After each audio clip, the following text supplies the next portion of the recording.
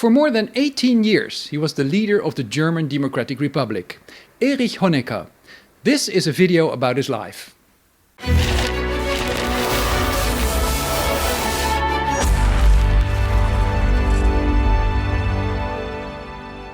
Hi and welcome to another East Germany Investigated video.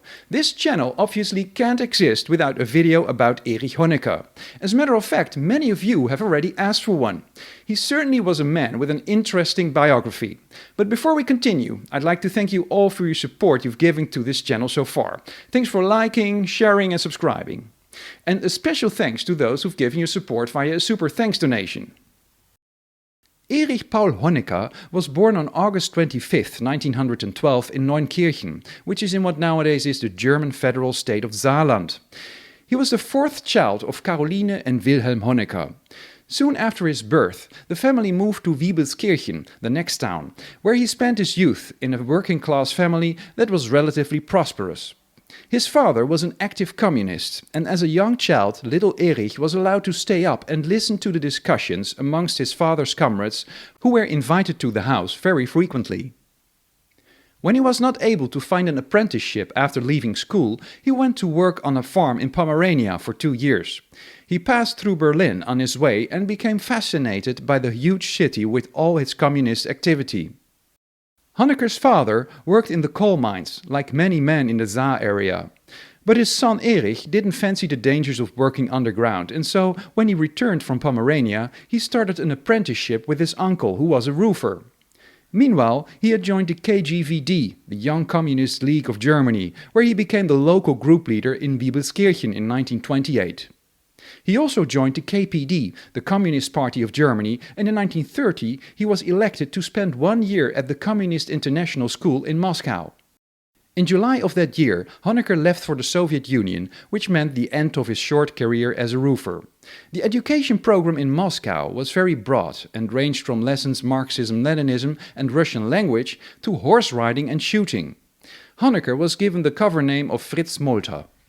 Honecker went to the Soviet Union as one among many comrades, but after he came back he was immediately recognized as a leading figure. In January 1933, after Adolf Hitler had become Reich Chancellor, Honecker continued working underground. For the first 2 years, the Saarland was not part of the German Reich and therefore became a center of resistance against Hitler. In August 1935, Honecker traveled to Berlin, where he had to take over the role of the local KGVD leader. But at the end of that year, his luck ran out.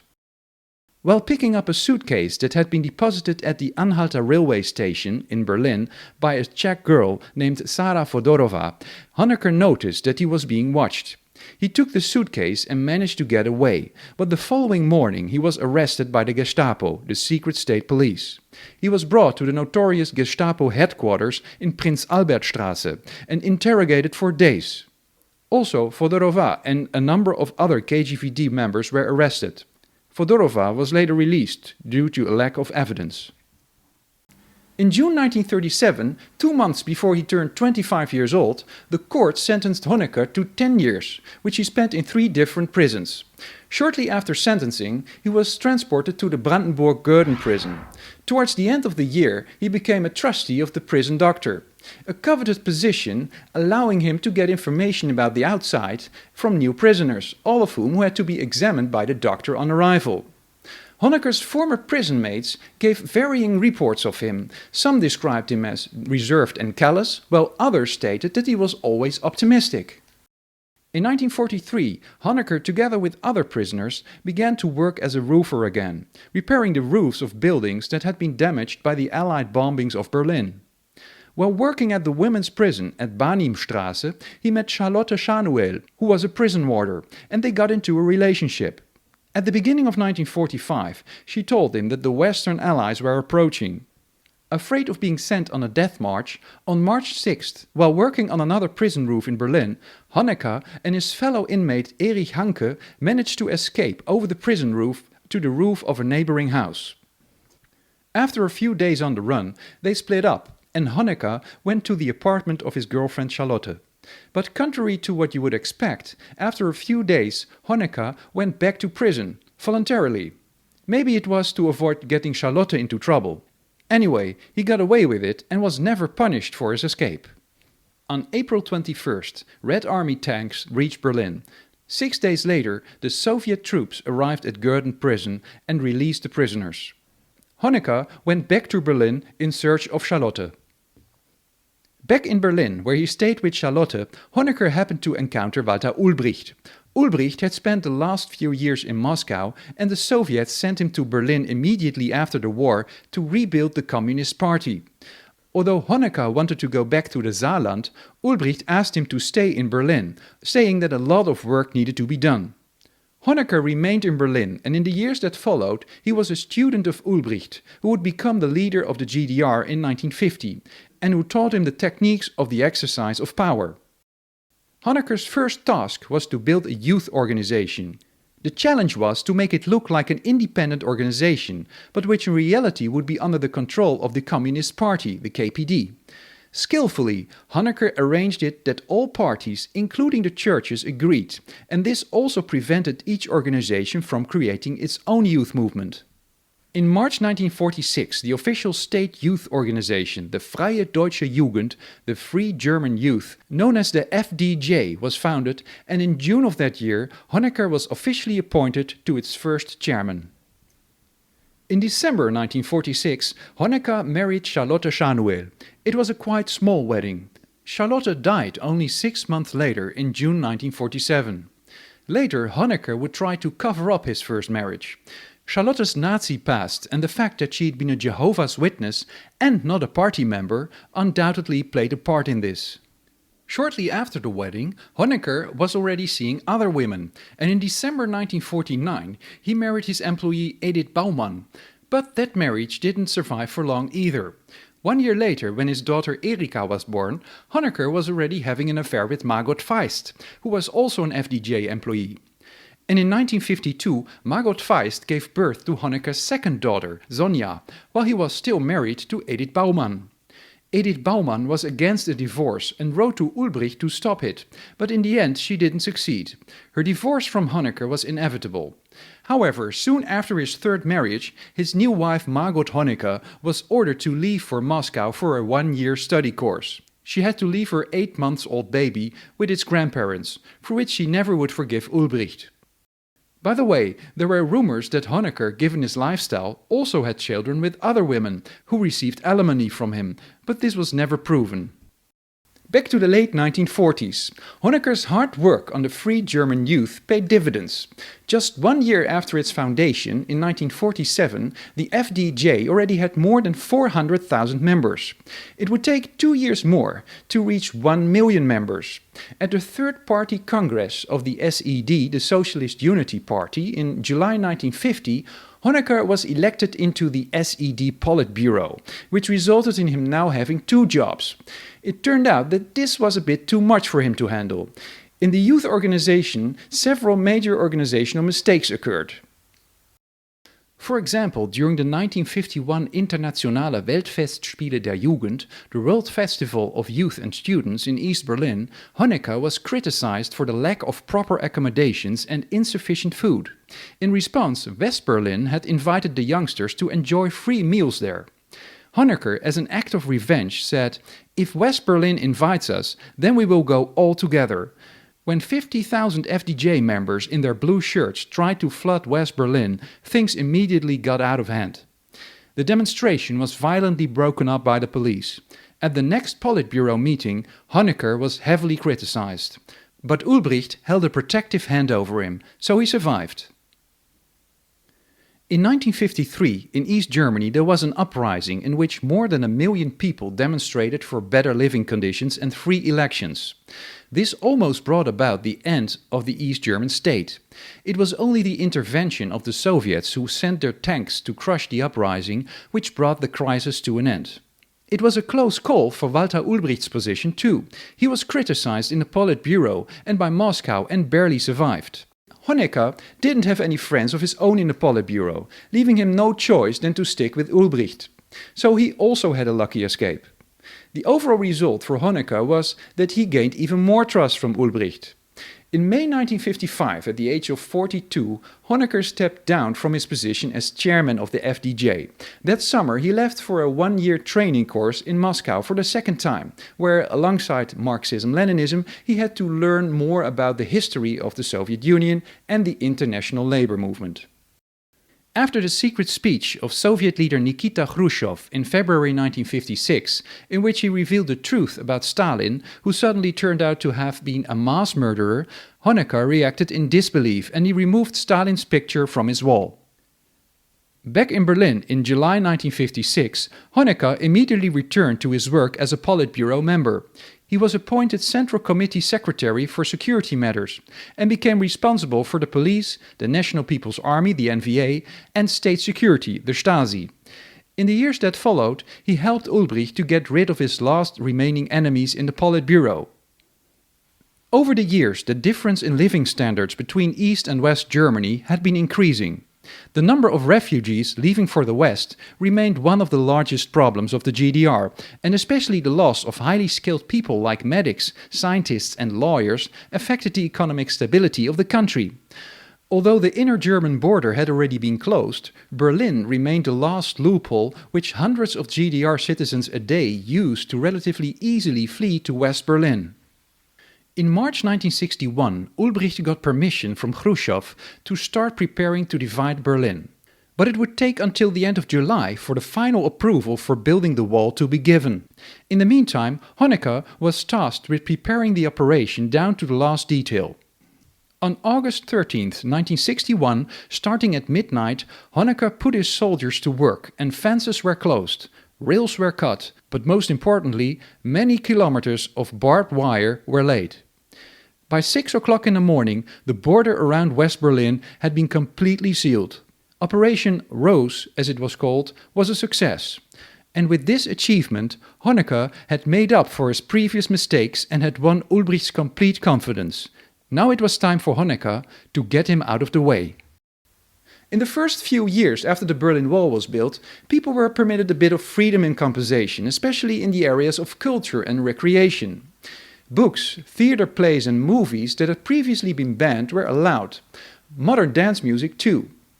But also economic changes were launched in the form of the Neues Ökonomisches System, the new economic system, a system that focused on a more decentralization of a central planned economy.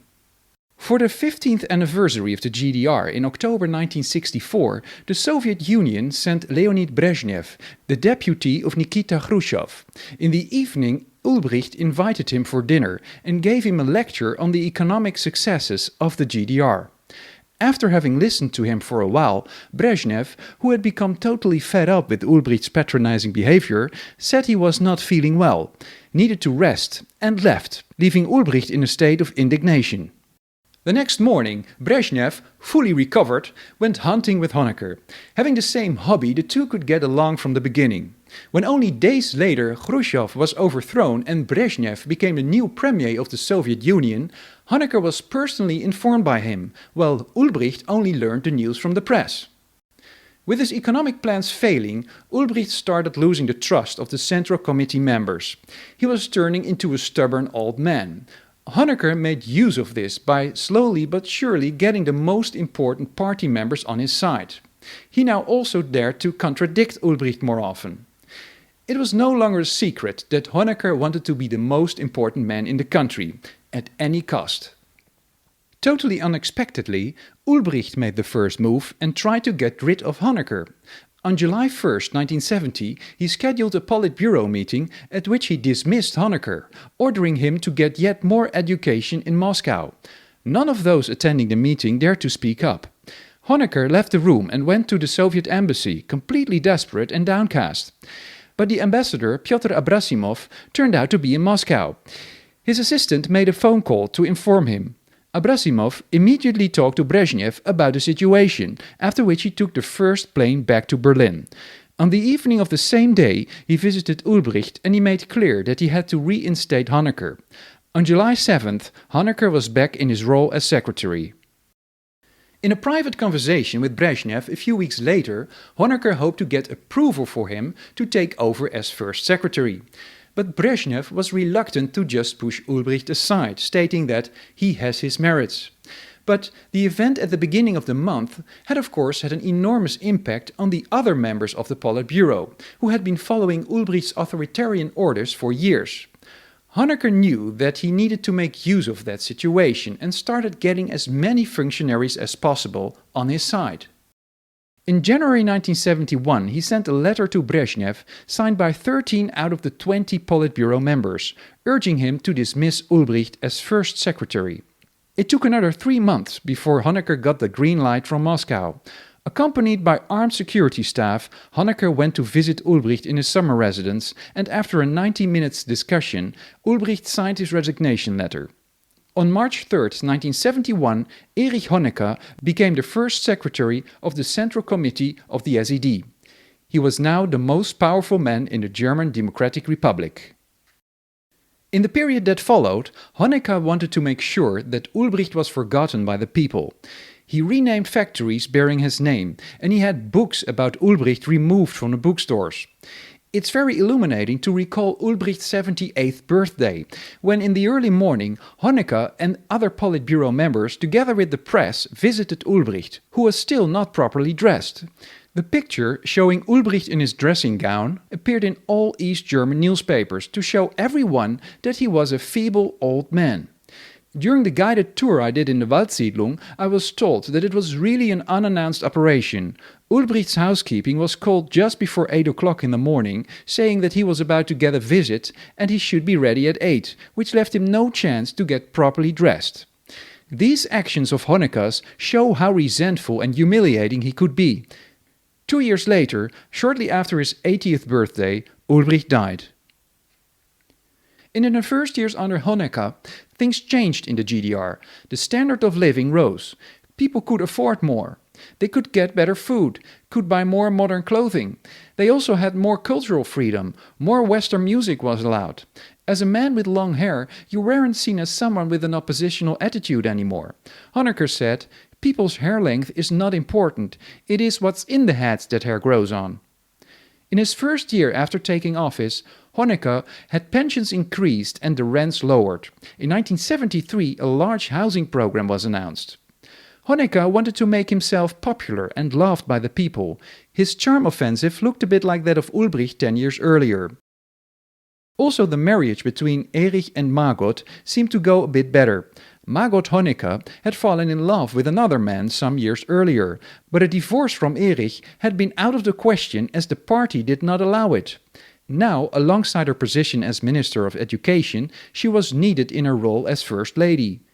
The GDR worked hard on its international recognition and established diplomatic relations with many countries. Honecker enjoyed his trips abroad. In 1973, the GDR became a member of the United Nations. But of course, these were only the changes that the population could observe. The Politburo meetings now went differently compared to the ones with Ulbricht. With Ulbricht, the meetings were long, there was a lot of discussion, and at the end, Ulbricht made the decisions. The meetings with Honecker were a lot shorter. However, this was because Honecker had already made most of the decisions up front, and contradicting the first secretary was still something that no one dared to do. This situation, with Honecker as the sole decision-maker, would last till 1989, when he would be dismissed. In the first few years, the open course that Honecker had chosen to pursue seemed to work. But in 1977, the situation in the country became critical. What had happened? Honecker's new course had cost too much money. Because the price of coffee on the world markets had significantly increased, the GDR couldn't afford to buy the same quantity as before, which led to a coffee shortage in the country. The resulting coffee crisis, as it was called, was the trigger for the head of planning, Gerhard Schröder, and the secretary for the economy, Günther Mittag, to inform Honecker that in the following year the profits from the country's export would no longer be sufficient to cover the country's loan repayments. Honecker would not listen to the seriousness of the situation. He had already been given earlier warnings, but due to his lack of sufficient education, he failed to correctly assess the situation. Not able to deal with criticism, he took it personally. Result? No structural reforms were undertaken, only a few measures to disguise the symptoms of a country that was slowly going bankrupt. In the meantime, the liberalization in the cultural sector had come to an end. Singer-songwriter Wolf Biermann, who in his songs criticized the GDR regime, had been expatriated. In 1976, after he had given a series of concerts in West Germany, he simply was not allowed to go back home. It triggered a lot of protest from other well-known East German artists. Under pressure from the state, many of them left the country. The year 1976 marked a turning point in the history of the GDR. As of that year, everything started going downhill. Honecker lived in his isolated world, thinking that the problems in his country were of a minor importance. Solving the economic crisis by lowering the standard of living was not an option, and so more and more loans were taken out. Honecker was busy making new international contacts, going on state visits all over the world. But he was especially interested in West Germany. However, Brezhnev wouldn't allow a meeting with the West German Chancellor Helmut Schmidt. East Germany was not to be allowed to play a role in the détente between East and West. But finally, at the end of 1981, and with some restrictions in the items on the agenda, Schmidt visited Honecker. The atmosphere was relaxed, but the meeting didn't lead to any agreements. An assassination attempt on Erich Honecker, or at least that's what was in the Western press in January 1983. What has happened? On December 31st, 1982, 42-year-old Paul Essling tried to break into the car convoy that was taking Honecker to his hunting lodge in Schorfheide. Two escort vehicles forced Essling to stop. He immediately jumped out of the car and shot one of Honecker's security guards, who was severely injured. After that, he shot himself. What was his motivation? Essling was a stove builder and had often worked in the Waldsiedlung. Knowing how they lived there, he often cursed the state. He was a drinker and in the midst of a relationship crisis. It was only by chance that he bumped into Honecker's convoy. Being drunk and frustrated, he started shooting in panic. The car with Honecker in it drove on, and Honecker most probably had not even been aware of what was happening. In 1983, the GDR suddenly came a step closer to its bankruptcy. The year before, the Soviet Union had suffered economic setbacks due to a failed harvest. In order to keep the country stable, it had to reduce the amount of oil exported to the GDR each year. However, for the GDR, the Soviet oil was an essential requirement for its own economic stability. Honecker was disappointed, and his image of the Soviet Union, the stronger brother, was severely damaged. It now was clear that he had to find help in West Germany. In mid-1983, the GDR got a 1 billion D-mark loan from West Germany. Alexander Schalk-Golodkowski from the Commercial Coordination Division negotiated the deal with Franz Josef Strauß, the first minister of Bavaria, who, by the way, was known for the fact that he hated communists. Moscow wasn't happy at all with these developments. Brezhnev had died in November 1982 and had been succeeded by Yuri Andropov, who, after a relatively short reign, died in February 1984. Konstantin Chernenko, until then the head of the KGB, Soviet State Security, became the next leader of the Soviet Union. He wasn't a fan of Honecker, and he categorically forbade him to accept the invitation from West Germany for a visit to the country's capital, Bonn. In 1983, the Politburo got some fresh blood in the person of Egon Krenz. He had already been member of the Central Committee of the SED since 1973, and Krenz had become to Honecker what Honecker had been to Ulbricht, his protégé and designated successor. When Krenz visited Moscow in 1984, Soviet Defense Minister Dmitry Ustinov asked him his opinion about replacing Honecker. Krenz gave a politically correct answer, but he suddenly realized that Honecker's days were numbered, more than Honecker did himself. But at the end of 1984, Ustinov died, and 3 months later, so did Chernenko. In March 1985, Mikhail Gorbachev became the new leader of the Soviet Union. It would be the start of the last chapter of Honecker's career as General Secretary. From the beginning, the relationship with Gorbachev wasn't good. Honecker knew that the Soviet Union had huge economic issues, but he didn't understand how and why perestroika, meaning restructuring, and glasnost, transparency, would solve the issues, and even less Gorbachev's call for reforms in the GDR that had a better supply situation than the Soviet Union. There was a clear generation gap between Honecker and Gorbachev, 19 years younger. Honecker was arrogant and self-important. He claimed that the GDR was among the 10 top industrial nations in the world, which was untrue, but he most probably didn't know that. There are many examples that show that Honecker just believed what he had been told. For his visits to parts of the country, everything was always well prepared. Houses were quickly repainted, grocery stores had full shelves, people were shouting his name. Honecker naively believed that this was all true and reflected the actual situation. The same went for information on the economic situation in the country, which was said to be flourishing in contrast to the imperialist countries that were suffering financial crisis. Also regarding the amount of newly built housings. He didn't challenge what he was told. Back to Gorbachev. Like his predecessors, he also didn't want Honecker to go to West Germany. But in 1987, the trip was finally able to take place. The world was changing. In the summer of 1986, US President Ronald Reagan had met Gorbachev. The meeting resulted in nuclear disarmament on both sides, which had relaxed the tension between East and West. This might be one of the reasons why Gorbachev approved Honecker's travel plans. In September 1987, Honecker was welcomed in Bonn. The welcome ceremony was similar to that of an international guest on a state visit. But as West Germany didn't recognize East Germany as sovereign country, some cutbacks had been made. The red carpet was a few feet shorter, the motorcycle escort had a few bikes less, there were no gun salutes, etc. Nevertheless, the visit was a highlight in Honecker's career and a dream come true. As part of the program, he visited several places in West Germany, including his parental home in Bibelskirchen, where he also met his sister Gertrud. In a speech in Bonn, Honecker stated that capitalism and socialism can no more be unified than water can be unified with fire. After visiting his old home, however, he said that the borders between East and West are not how they should be, and that the day will come when borders will no longer divide us, but unite us, like the border between the GDR and Poland. That last statement immediately hit the news and was even sensationalized. Did Honecker have plans to get rid of the wall, or was it just his emotions after a day in his old hometown? In January 1988, Honecker's 2.5-year-old granddaughter, Mariana, died, which had a severe impact on him. He was depressed for months, but didn't talk about it. In the meantime, the situation in the GDR continued going downhill.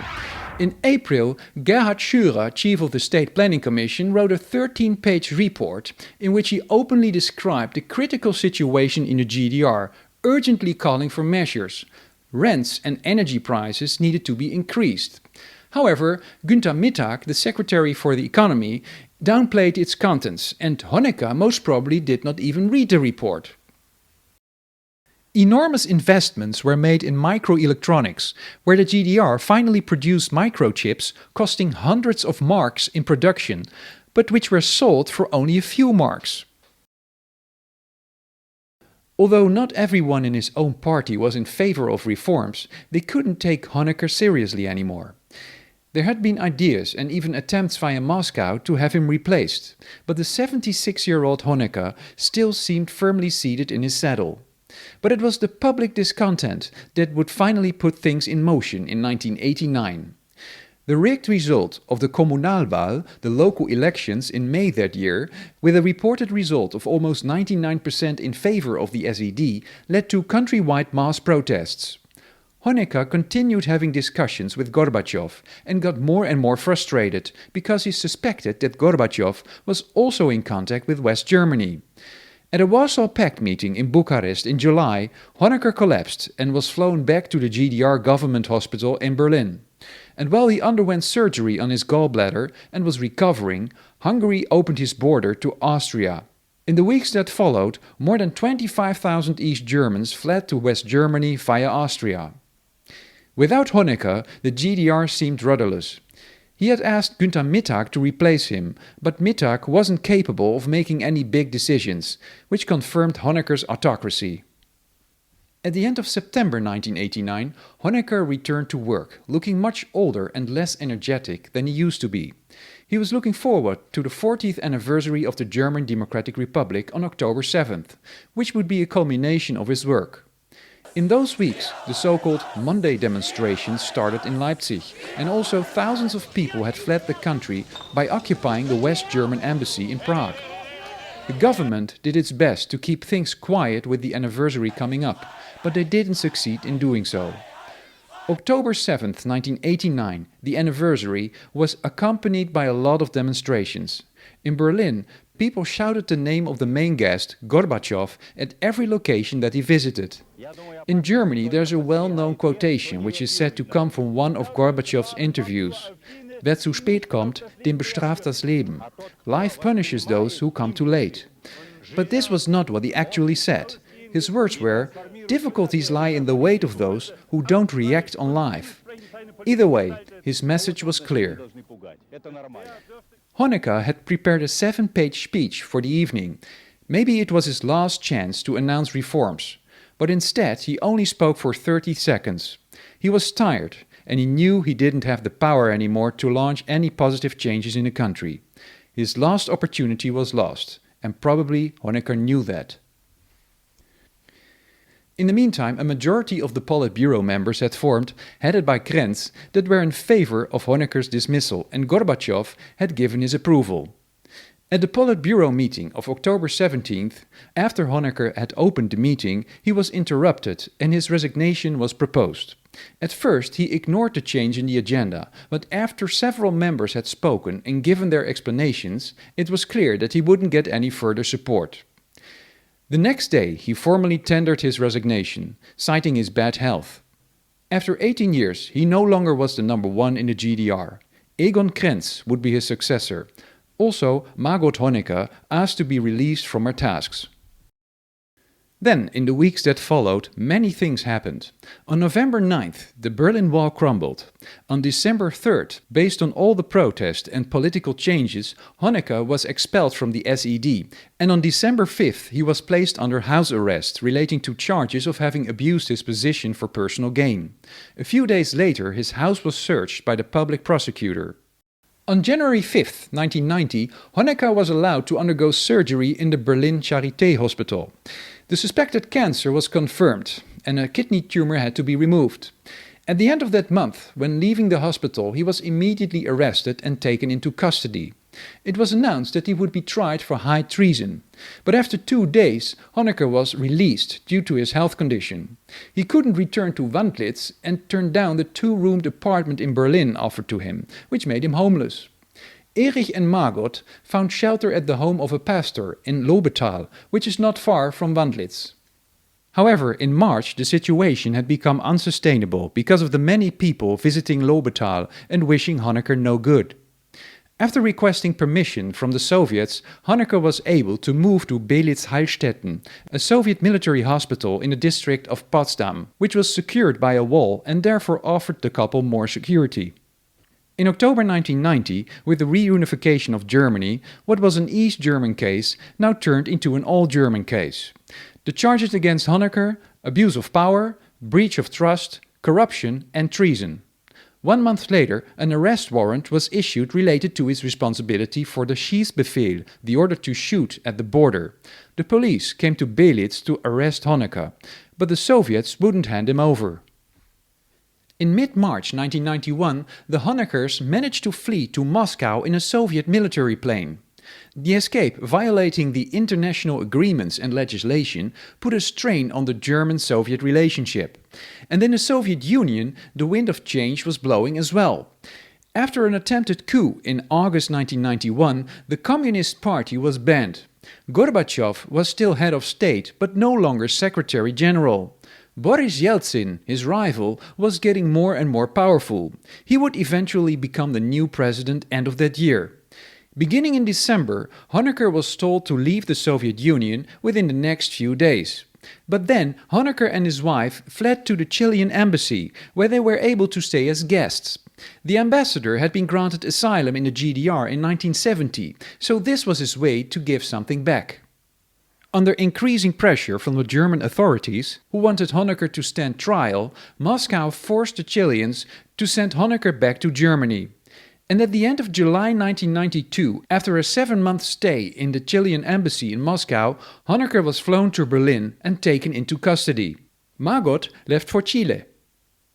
Honecker was transported to Moabit prison, the same location where he had spent part of his sentence in the 1930s. He was accused of 49 cases of manslaughter.